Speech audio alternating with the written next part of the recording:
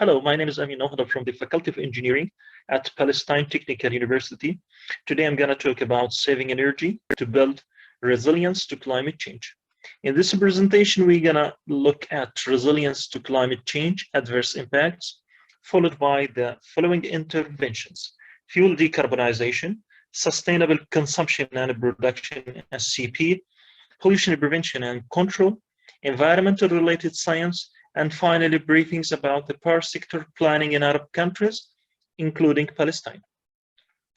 This slide shows the comprehensive and complex 17 SDGs.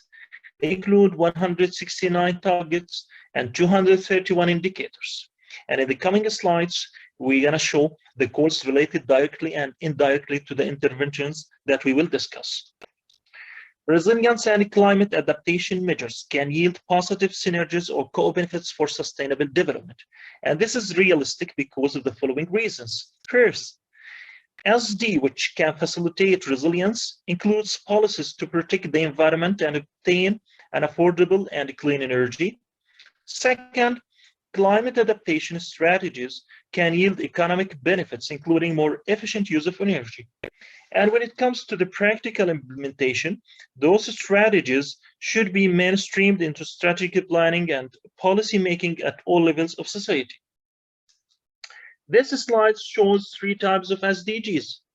The first one, those which can help increase resilience. In the middle, those with resilience targets. And to the right, SDGs which can be helped by greater resilience.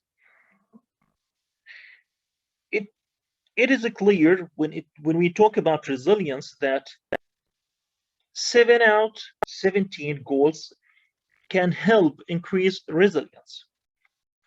The first intervention we will talk about it is fuel decarbonization. Carbon emissions are yearly increasing in the Middle East due to the rapid development and extensive use of energy.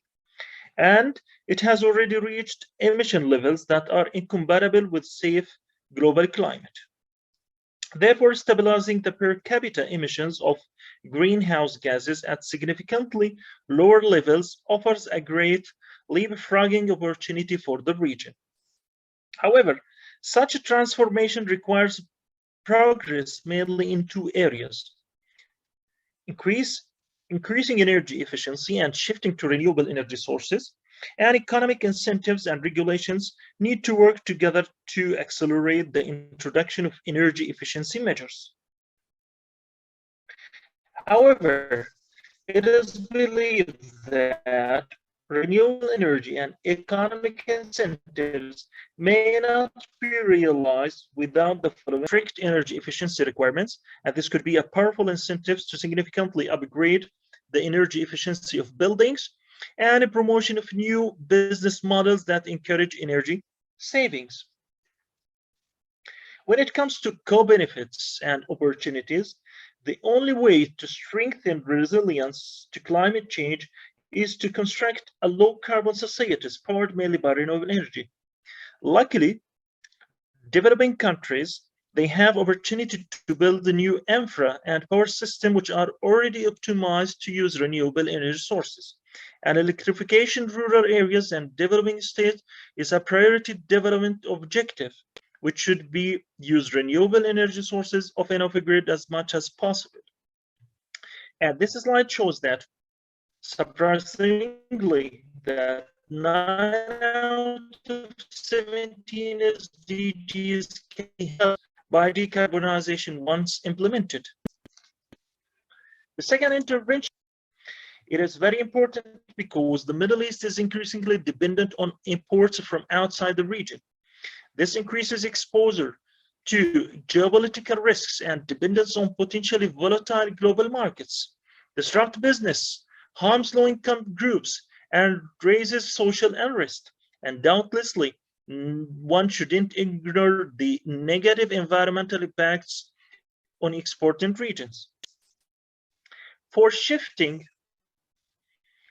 to, and also Before shifting to SCP, there are a number of SCP's policy actions, such as green tax reforms, promotion of less materialistic lifestyles, shifting emphasis to social relations and work-life balance, education that provides life skills for self-provisioning, regulation of consumer loan schemes, business models based on leasing and sharing, and finally requirements for long product warranties and repairability. For shifting to SCP, I'd like to highlight the following issues. A transition to SCP needs to influence culture and social norms, and working with the media to influence the images it conveys of desirable lifestyles and consumption patterns. Regulations should contribute to well-being and livelihood while also reducing environmental impacts. And finally, giving the social values of micro SMEs, it can be important for local governments to support and protect them. And this slide shows that 9 out of 17 goals can be held by SCP. The third intervention is pollution prevention and control. And because of the rapid development and exploding urbanization, pollution of air, water, and soil has reached alarming levels in many places in the region and poses serious adverse effects. And to strengthen pollution standards and regulations and to enforce them effectively, capacity building is needed. And for reducing pollution, economic policies are also necessary. Energy and resource efficiency, renewable energy, and sustainable transport are keys for reducing pollution, especially air pollution. And also the 3 R's are key approaches for reducing waste and resource use, which in turn reduces pollution. This slide shows that 6 out of 17 goals. Worth to mention that air is missing in the SDGs with pollution targets. The fourth intervention is environmental research. This is very important to get a better understanding about resilience. Scientific knowledge is needed to address climate change impacts. Natural science research is necessary, but contributions from social sciences is also necessary. The region needs better data generation systems and capacity for environmental monitoring and modeling as well. Regional and national efforts need to be well coordinated. Also, business and government leaders should understand the interlinkage between environment and development, especially for those who participate in the IPCC.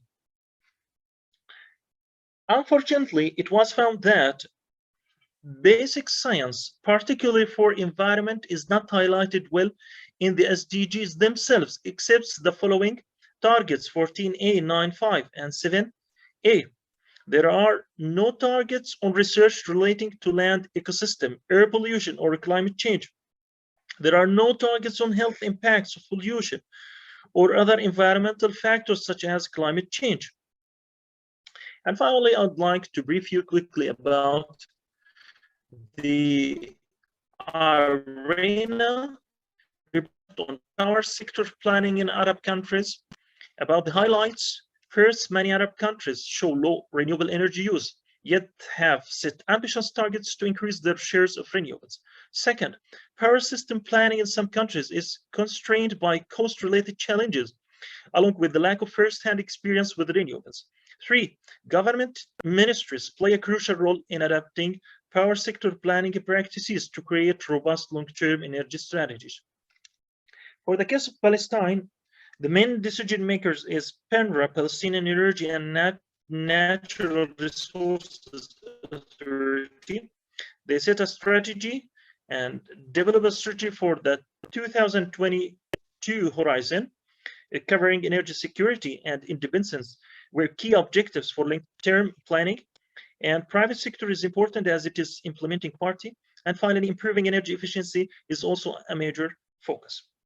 However, in this strategy, there were a number of challenges, such as the planning of renewable project is not centralized in Palestine, demand growth is key driver as well as grid needs, and the relation with Israel, capacity building and data availability, and finally, financial resources. Thank you very much.